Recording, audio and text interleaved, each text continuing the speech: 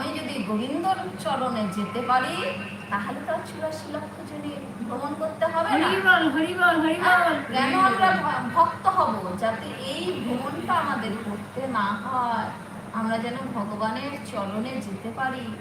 তাই বলছে, আমি যদি শেষের সময় আমার একদম অন্তিম লগ্নে আমি যেই চিন্তাটা করব, আমি সেই জায়গাতেই যাব। এই যে ভাগবতটা শুনছি, কেন শুনছি? অন্তত শেষের সময় আমি সংসারের চিন্তা করব না, আমি সন্তানের চিন্তাও করব না, স্বামীর চিন্তা করব না, আত্মীয় স্বজনেরও চিন্তা করব না।